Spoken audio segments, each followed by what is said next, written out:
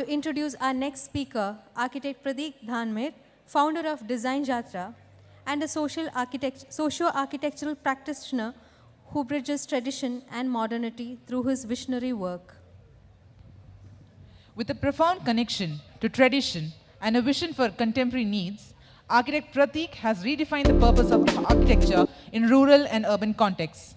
Since 2013, Design Yatra has been blending tradition with modernity, tackling challenges like rural community decline and urban migration. By empowering artisans and championing sustainability, they are breathing new life into communities and the environment. One of their standout initiatives, Tokar, transforms bamboo craftsmanship in tribal villages, enabling community-driven empowerment. Architect Pratik embodies his philosophy in both work life, blending creativity, innovation, and cultural sensitivity. His work has empowered communities, revived lost craftsmanship, and inspired sustainable practices that leaves a lasting impact. We are excited to hear his insights and learn from them. Please join me in giving a warm and heartfelt welcome to architect Pratik Dhanmer.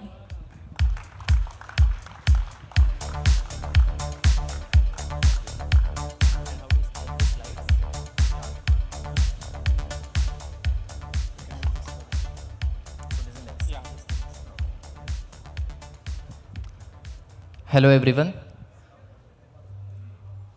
Okay, the video is going on. I know it's a long day, but I'll just make it very quick and maybe interesting little bit.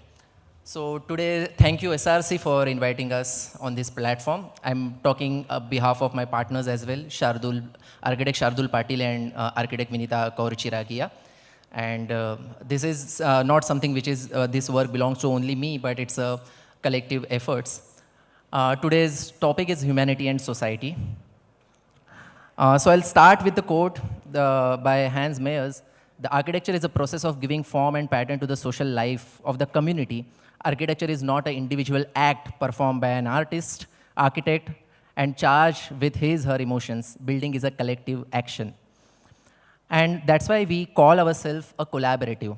That you can see that we are collaborating with a lot of masons, architects, craftsmen, and you can actually see below that 3 of us who are working, joining hands with them. And I think this team is representing Design Jatra, not just the architects who founded Design Jatra Collaborative. So our journey started with this when we asked one of our friend, a tribal friend, Srinath Jhirwa, what is a house for you? Can you draw it in a Warli painting? And because he is a Warli tribe, he belongs to a Warli tribe, he drew this particular painting called House.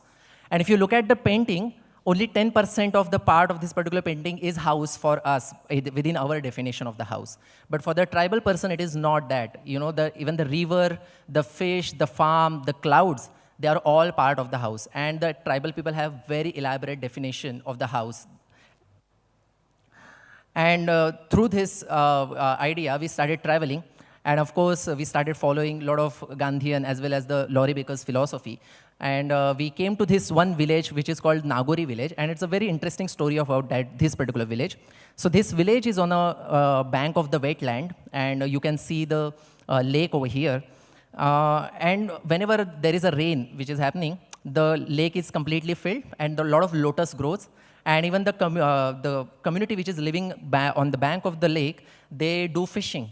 And they eat also lotus roots. It's a delicacy kind of a thing.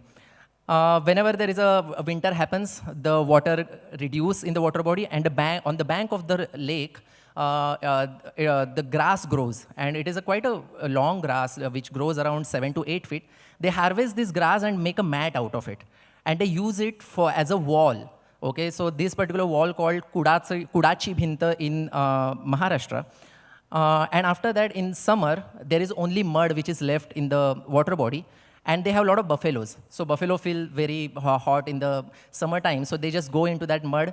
They put their dung in the mud, they roll on the mud, so the mud get pugged with the mud, the dung get pugged with the mud.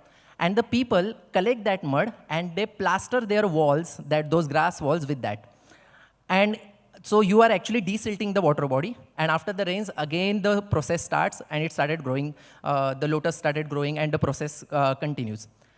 10 years back, one of the very prestigious Pradhan Mantri Awas Yojana came to this particular village, and all the houses got converted into cement houses. And now the water body never desilted after that, and now it's a cricket ground over there. So you can see how the change of the material can actually take away the one prime resource where the tribal community was thriving upon is went for a toss. And I think that is very crucial part. In architecture, we always learn there are natural resources which goes to the industries, and we make a house out of it.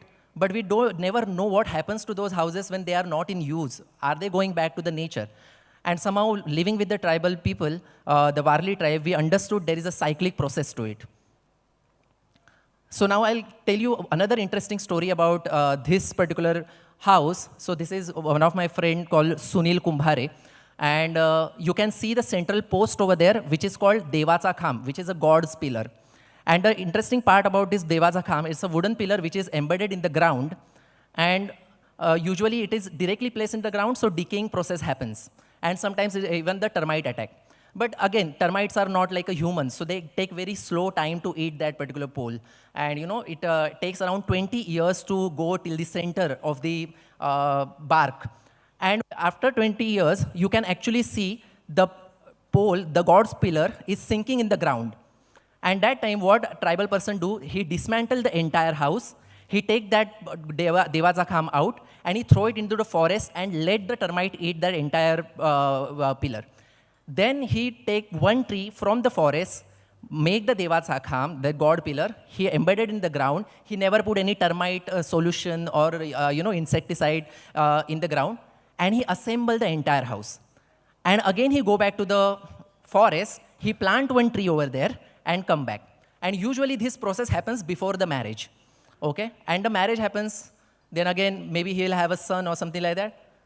The tree is growing over there, the sun is growing over here, the termites started eating the god's pillar, and after 20 years, the cycle repeats. And I think that is called the tradition which they are giving to the next generation. And I think no architect can actually imagine the, the beautiful process which is, coming with the generation and with this kind of a wisdom. And that is what we are talking about, the cyclic process. So this is my village, and today I'm talking about my own house, actually, because this is where we actually started shaping our practice. And this is the kind of a drawing I made to represent my village. And you can see that these are beautiful four-side sloping Bangalore tile roofs. And we all friends came together and we started researching that what kind of architecture the tribal people are, performing over there. And you can see like how they are using the very weak grass, but it is tied together and made a floor out of it, and you are keeping so much of weight on that particular floor, and it acting fabulous. Another part is like when you make a drawings, and we went to our maestries, the craftsmen, and they were like, they are not able to understand what other drawings are. And they started drawing on the ground. And that's where we also adapted a new technique of drawing, along with them. So most of our drawings are made for the clients, but actual on site, we draw on the ground itself.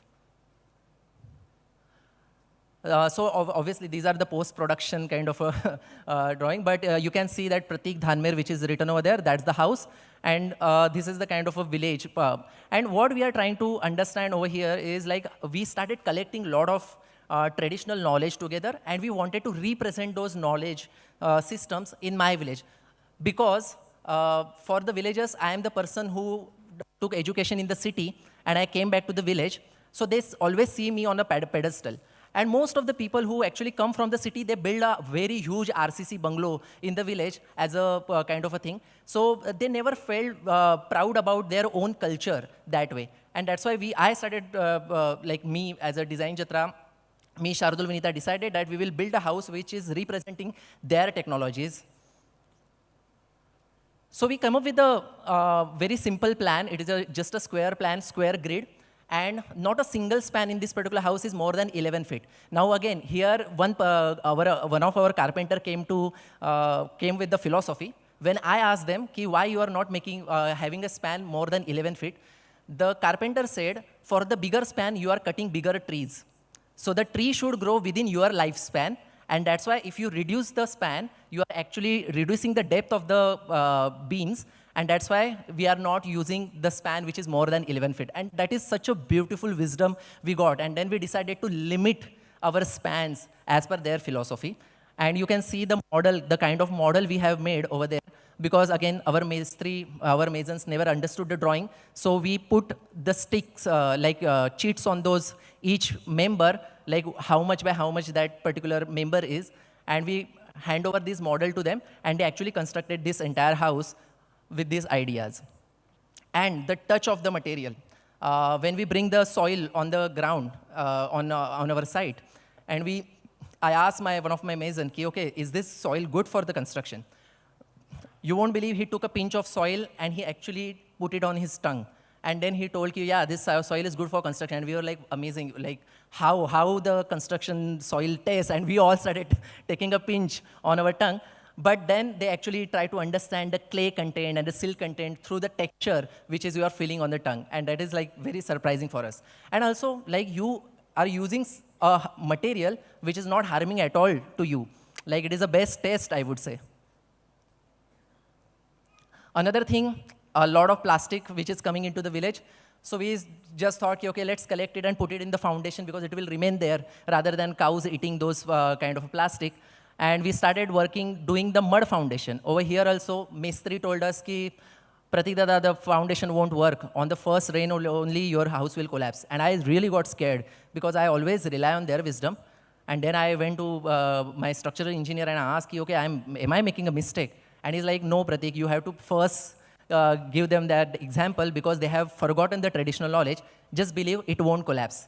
And right now it's been like 8 years, this house is standing. And now my mistris are telling others, why you are wasting money on the cement? Just get mud from your backyard and do the foundations.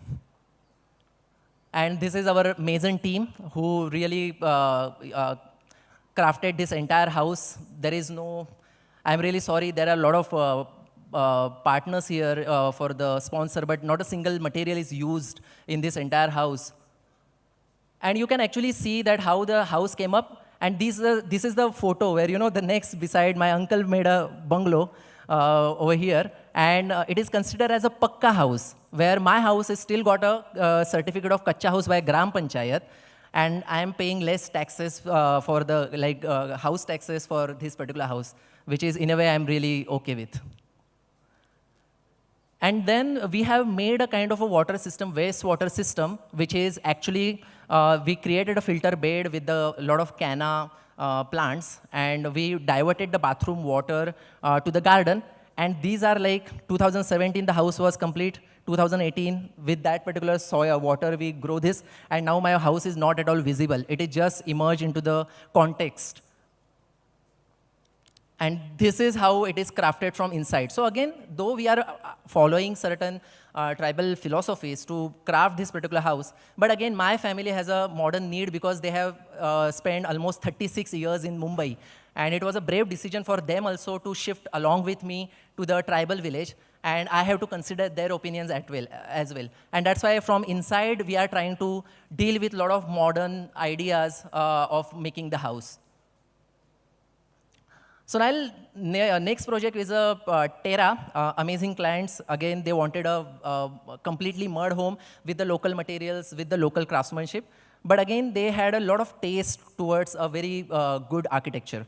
And we got this particular project and we started working on site for this. So on the first day when we went on a site, there was a heavy rainfall. And you can see that I'm standing there with the umbrella. So over there is a company which make umbrellas for that region because it's so harsh winds are there.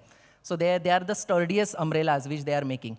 And that's why there was a flooding which was happened. And on the first day itself, the climate told us, okay, you have a hard time designing the house over here.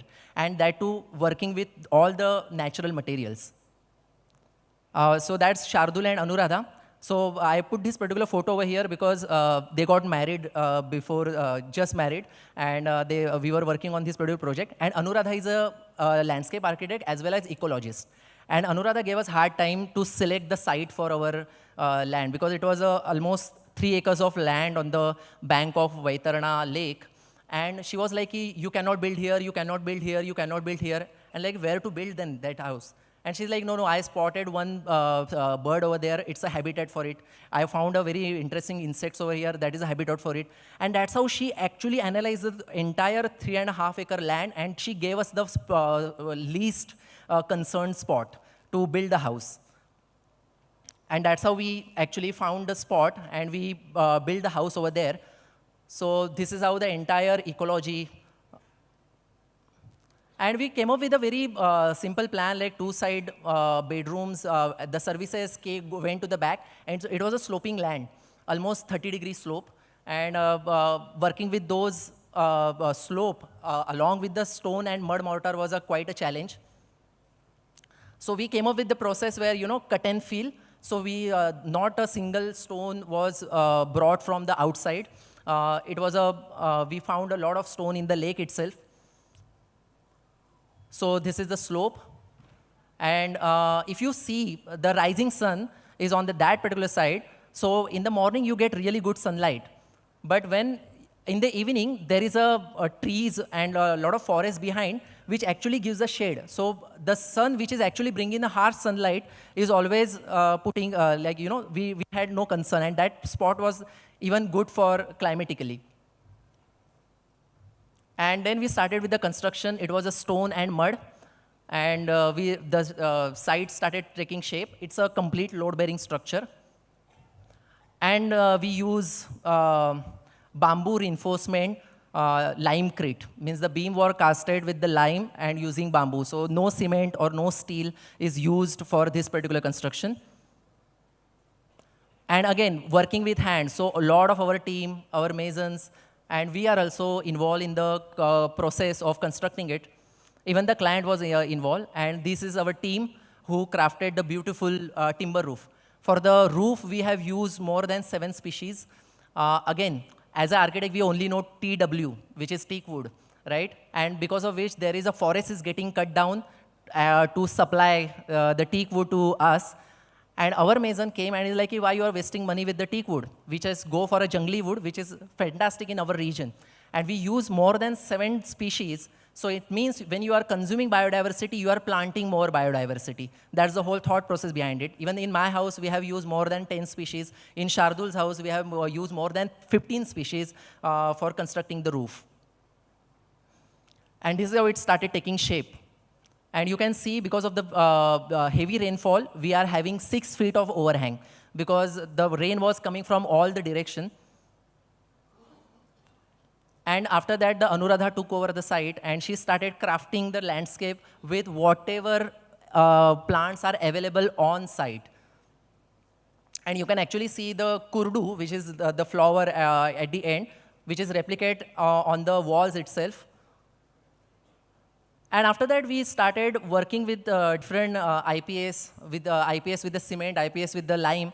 And we created we handcrafted the interior spaces along with that. And when you are entering to the side, it looks like this. But when you go in the front, this is how the entire house opens up. And this is how it looks now on the sloping terrain.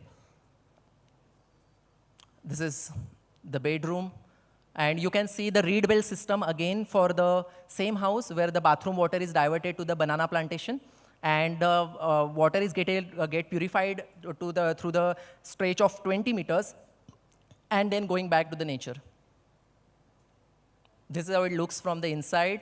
Those all the cob walls, the stone tiles. Even you can see the cow dung floor in the bedroom. And these are some details which we crafted while doing the construction. So you can see the reed bell system as well as the lotus pond and everything over here.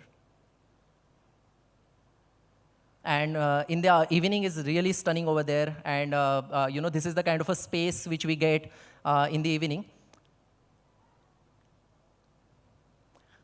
So the next project is a very community-oriented project. So of course, the Wayanad also has a lot of tribes over here. And for the any tribal region, there is one amazing scheme which is called the Forest Right Act. Okay, where the community can claim the forest for the protection of the forest, and they take the charge of the forest. And there is one Vayam organization who is working in Palghar district, and they also, with the community, they protected the forest, almost 400 hectares of forest they protected. And that forest is so flourished right now, they are getting almost 40 liters of honey every month.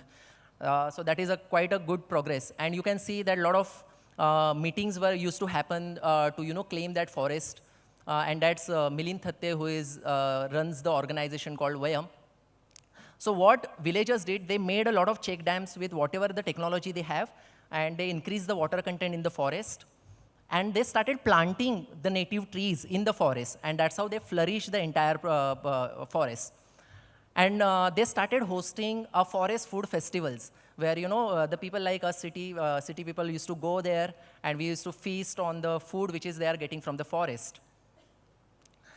And when they came to us, that Milind Thatte sir told us, the new generation has mobile in their hand, and they have to do the recharge for it, and that's why they need money.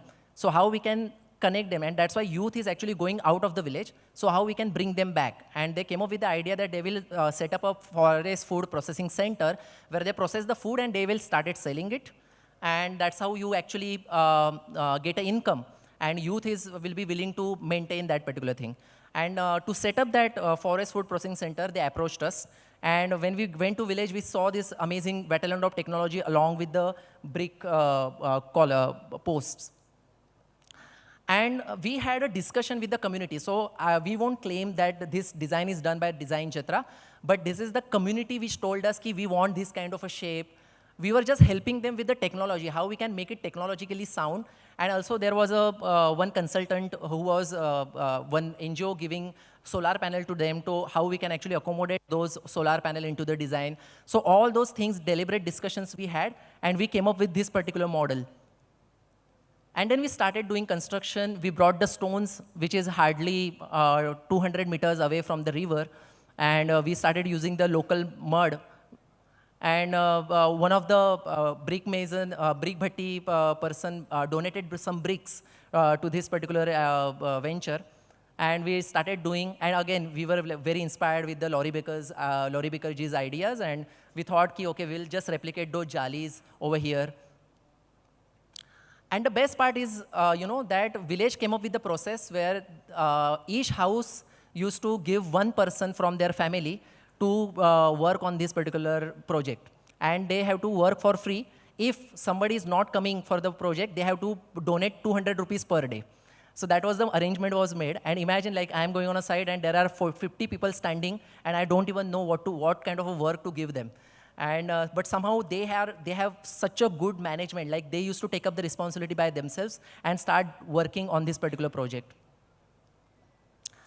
And another best part, so this is just before Holi season, and we were doing the plaster. It was a lot of heat outside, and you can see that our volunteers are also doing the plaster. And that mud was like taken from the forest. It was a really, really good mud. And what happened, you can see the kid over there with the mud on the face.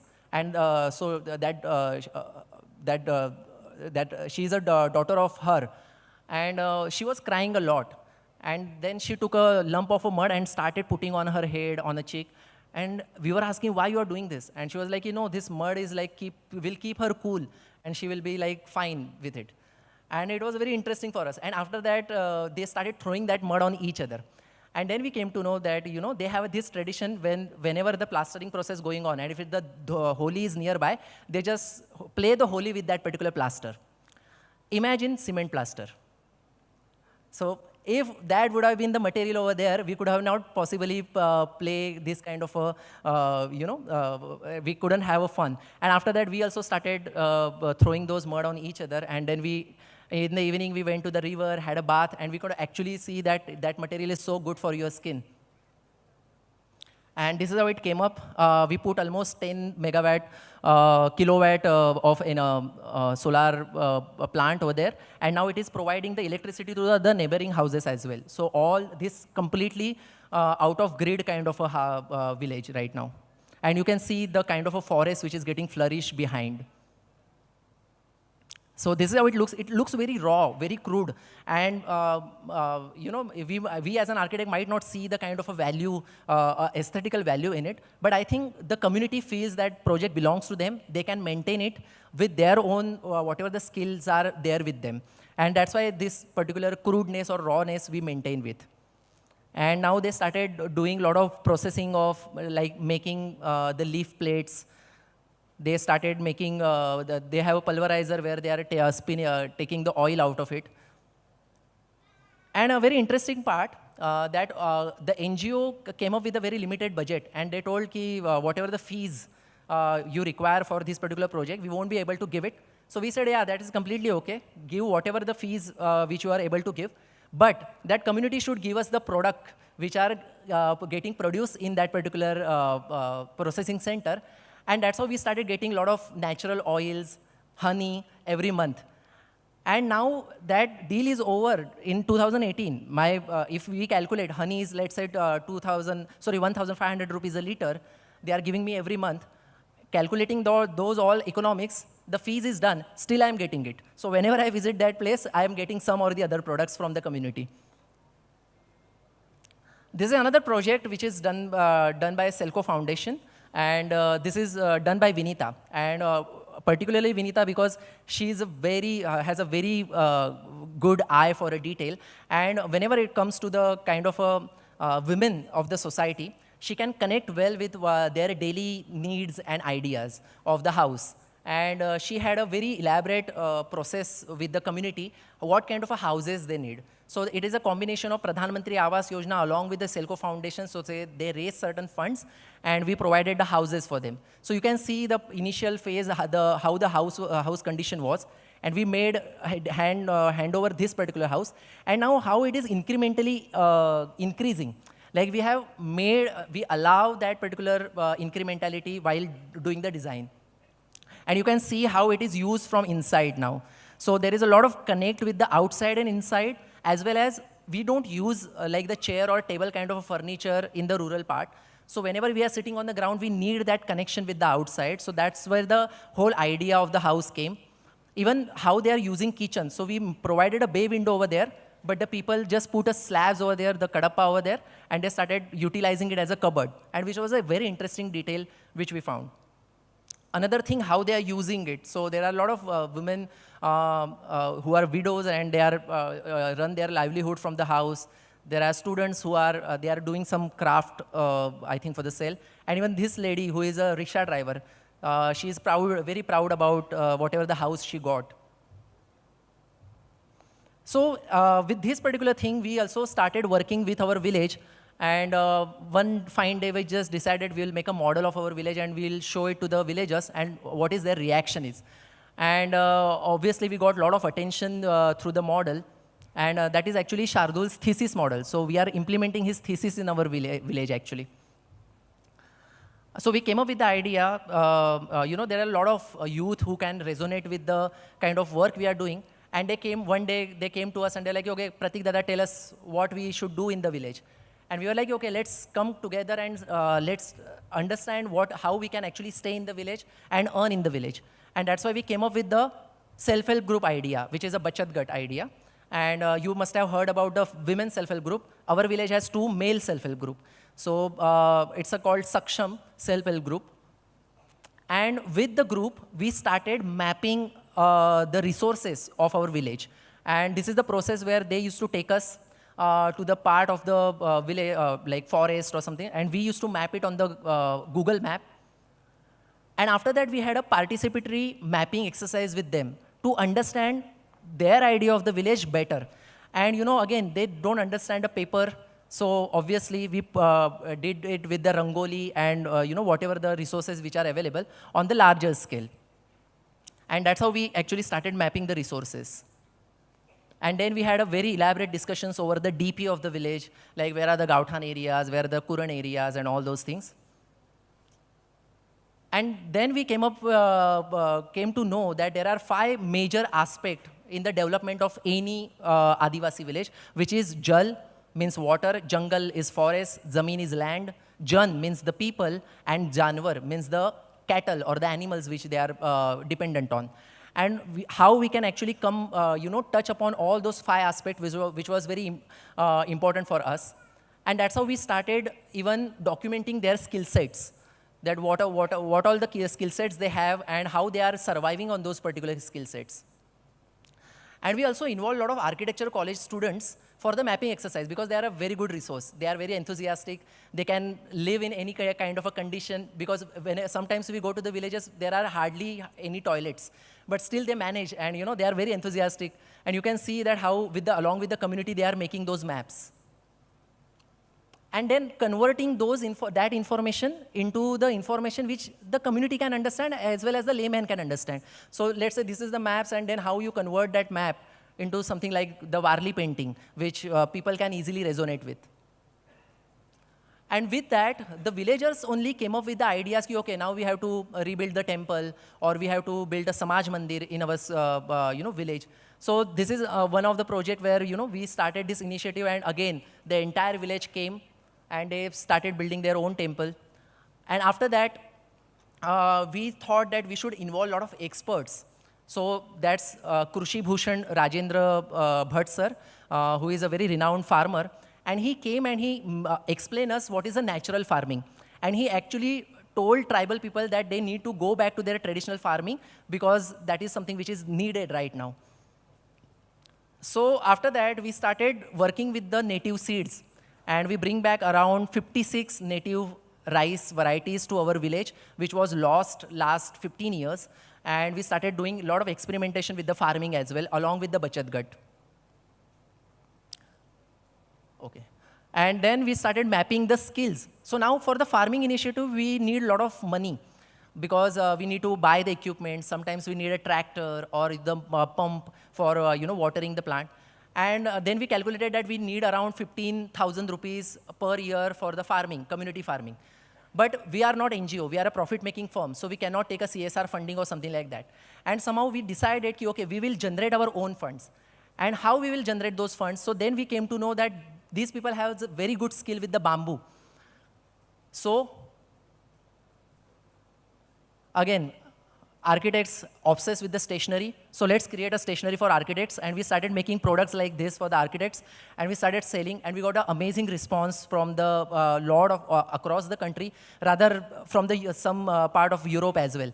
And the money started coming in with for this particular initiative. And we collected those money. And we started utilizing that particular money for the community farming as well as the community initiatives.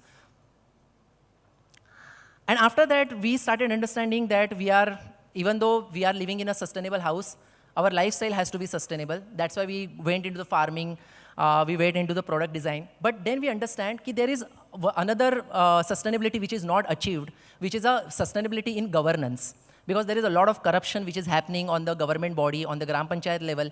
And whatever the fund which is coming from the government, somehow it is not getting utilized properly in our village. So we started in the Corona hit, and it was a great time because everybody was in the village. And every evening, we used to meet and we used to discuss what is happening in our village and how we can utilize those funds very effectively. And that time we came up with the idea, Design Chatra came up with the idea that every day we will tell them one law and we will simplify that law for them and we just make them aware so they will feel powerful about on the legal side. And that's how when we started having those sessions, usually whenever the Gram Sabha used to happen in my village, the people used to be like hardly 25 to 30 people are attending those Gram Sabha. Now 400 to 500 people are attending Gram Sabhas because they are aware about their rights. And then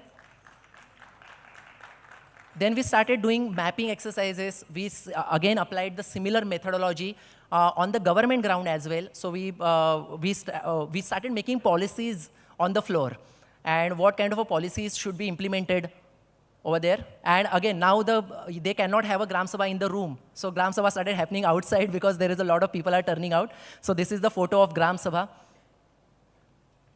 And after that, we started passing resolutions which are coming from the people. So it is not now the Sarpancha or the Gram Sevak who is taking the decision for the entire village, but the people started telling them, we want to work on this particular, we want to divert the fund for this particular work. And that's how we started doing very, the kind of useful activities like making check dams and conserving waters in our village. And after that, there was a lot of problem still going on with the system. So we came up with the idea that right to information, right? And we just, one week we took to explain the tribal people how to put the right of information. You won't believe, but within a month, 40 RTIs filed to my Gram Panchayat, and they exposed almost 60 lakhs of corruption within a 1 month. And the villagers were so enthusiastic, they also hold a protest against the Gram Panchayat that we want that money back, and we wanted to do some relevant work inside the village. And you can see the kind of a protest. Even my mom participated in the protest that time. She's a very peaceful person, but I don't know. Yeah. And this is another way, like, they are doing that protest in front of the Gram Panchayat. And they didn't stop. They went to the High Court as well and right now, the good part which is happening in the village is that whatever work they wanted to do, whenever the government official comes to know that this person belongs to Murbad, they're like, hey, do this work. They just hold protest. And we just get very easy way to, implement those kind of a work in my village right now. So I will end my discussion with this Sita Ki Baudi, which is, this is a book, Aaj Bhi Khare Tala by Anupam Mishra. And it's a very beautiful poem where, that's the tattoo, which, it's a Karnataka. There is one tribal community who dependent on this Sita Ki Baudi, and they make a tattoo on their hand or on a body part. And that tattoo has a meaning. बीचों बीच एक बिंदु है जो जीवन का प्रतीक है, मुख्य आयत के भीतर है लहरें, बाहर है सीढ़ियाँ, चारों कोनों पर फूल है, जो जीवन को सुगंध से भर देते हैं. पानी पर आधारित एक पूरे जीवन दर्शन को इतने सरल सरस ढंग से 8-10 रेखाओं में उतार पाना कठिन काम है, लेकिन हमारे समाज का बड़ा हिस्सा बहुत सहजता के साथ इस बावड़ी को गुदने की तरह अपने तन पर उकेरता आ रहा है. It means how you simplify the knowledge. The community has a tremendous wisdom to simplify any complex system. And I think we should understand that simplicity, we should understand the community, and you can see there are a lot of thousands of simple solutions which will come out, and it prosper the, yeah, I'm done, prosper the villages. Thank you.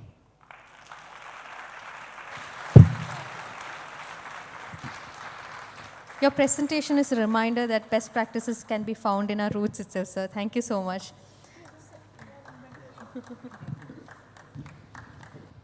Before we wrap up, we would like to show our appreciation to architect Pratik Dhanmer for generously sharing his thoughts and experience with us today. To present the memento, I would like to invite architect Praveen Chandra, architect Roshan Nagina, and our silver partner, Everest, to the stage.